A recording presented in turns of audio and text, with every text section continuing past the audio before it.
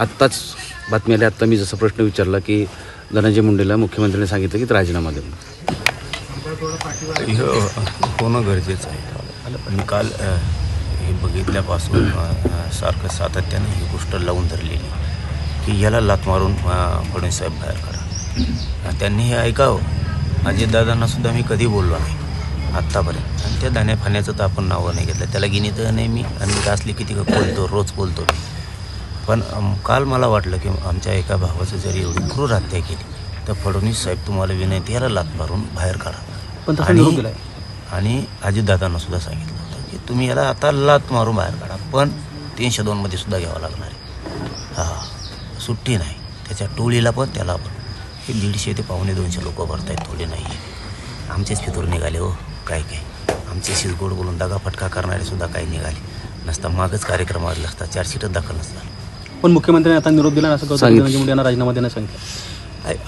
मला आणखीन ते माहीत नाही. आपल्याकडचं कधी खोटं नसतं. कारण मीडियावर माझा किती विश्वास आहे मीडियावाल्याला माहिती.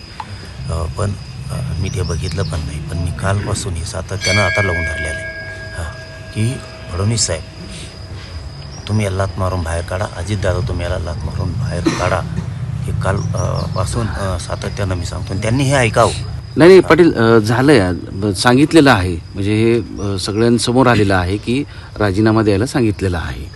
आता पुढं का म्हणजे मुख्यमंत्र्यांनी सांगितलं. मग तर चांगलं आभार. मी तर मुख्यमंत्र्यांचे मनापासून खरंच आभार मानणार. आणि अजितदादाचे सुद्धा याला लाथ मारून बाहेर काढलं. आणि आता कौतुक करायचं आहे आम्हाला तुमचं दोघांचं पण, फडणवीस साहेबाचं पण आणि अजितदादाचं पण. तुमचं स्वागत पण करायचं आहे. 302 मध्ये घाला. मी वाट बघतो आतुरतेने तुमचे स्वागत करण्याचे शब्द आमच्याकडं राखीव ठेवलेत आम्ही. आणि कौतुकाचे पण. 302 मध्ये हिव येतोय. काही मधल्या पट्ट्यात तो वाचला आहे. हो, मधी सरकार पक्षाचे काही प्रतिनिधी थोडंसं हे करायला गेले, थोडीशी बडेजावपणा. त्यावेळेस थोडेसे 4 सीट आणखीन 2 महिन्यांनी दाखल व्हायचं तर ते तातडीनं होण्यात आलं. आणि ते थोडीशी प्रक्रिया इतक्या नराधमांची लागली. ही टोळी म्हणजे ना एक प्रकारची खूप मोठी घाणेरडी पायदाशी आहे. ह्या औरंग्याची पायदास असल्याच्या याच्याही पलीकडे जर कोणी असेल एखादा तर त्या पायदाशीपेक्षा बेकार आहे. हे धान्याने ही सगळ्या इंग्रजाची पायदास असल्यासारखा हे टोळीचे वर्तणूक होती. इतक्या नीच की त्यांनी तरी त्यावेळेस इतकी क्रूरपणानं एखाद्याला शिक्षा दिली नसतं. इंग्रजांना बी त्या औरंग्याने सुद्धा. ही औरंगे इंग्रजाची पैदाश आहे थोडक्यात. 100% इतकी चिडी येते ना. पण आता हे लेकरांकडे बघून आम्हालाही काही गोष्टी कराव्या लागतात. पण राजीनाम्याच्या मागणीसाठी जनक्षोभ बघितलेला आहे. आता हे खुनाच्या गुन्ह्यात दाखल करा, त्यापेक्षाही जास्त जनक्षोभ दिसेल महाराष्ट्रात. यांना सरळ चौकात घेऊन फाशी देऊन गोळ्या घालायला पाहिजे. सरळ दुसरी शिक्षा त्यांना द्यायला पाहिजे. आणि याला 2-3 महिन्याच पुढं लागून देऊ नये. हे 15 वर्ष चाललं आणि 20 वर्ष चाललं. तातडीनं जर सरकारचा आणि फडणवीस साहेबाचा जर दबदबा या राज्यावर ठेवायचा असेल ना, 3-4 महिने जिकडे तिकडे करून टाकायचे. हे डायरेक्ट फासावर चढवायचे आणि यांना गोळ्या घालायचे. नसता जनता सरकारला खाऊन नाही देणार व्यवस्थित. काय असतं, एक संयमाची परिसीमा असते. आणि एकदा जर संयम माणसाचा तुटला ना तर माणूस कोणत्या पण टोकाला जातो, मागं पुढं सरकत नाही. कारण हे आता बघितलं, यांना जर पश्चाताप नाही, कोण करता नाही हसतात, तर आमचा भाऊ गेला आहे, आम्हाला कसला पश्चाताप असला पाहिजे. कोणचं रडणं. संतोष देशमुखांचा बदला घेऊन हसायचं आहे त्यांना, ते हसले पाहिजेत. हो, बदला होणार आहे. धान्या मुंडे आहे, होणार आहे. तू किती महाजन मस्ती आहे ना, होणार आहे सगळं. खेळ तू कसं खेळतो.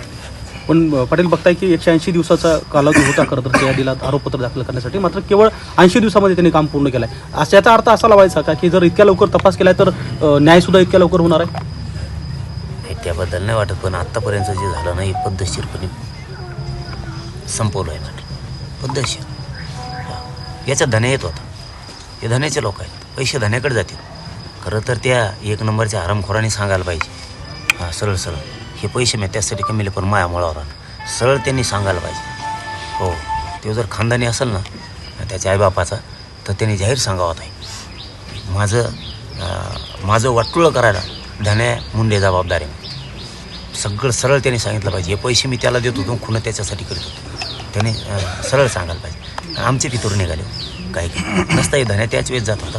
आणि 100-150 जणं 200-200च्या आसपास जेलमध्ये जात होती. सगळी प्रचंड मोठी साखळी त्यात जात होती. पण राजकीय मित्र गुंड वाचवण्याचं काम स्वतःच्या स्वार्थासाठी काही जणांनी याच्यात केलं. स्वतःची चूक झाकवायसाठी इकडं पळ तिकडं पळ गोड गोड बोलायला ना त्यातल्या बऱ्याच गोष्टी मला माहीत झाल्या. हो, आणखीन बऱ्याचशा माहीत होणार आहेत. त्या बैठकीला चहा पाणी देताना तिथं बरेचसे होते. कोण कोणावर प्रेम करीन यांना चर्चा करताना गुप्त यांनी ध्यान नाही दिलं. कोण कोणावर माया करतो सांगता येईल. एबीपी माझा, उघडा डोळे बघा नीट.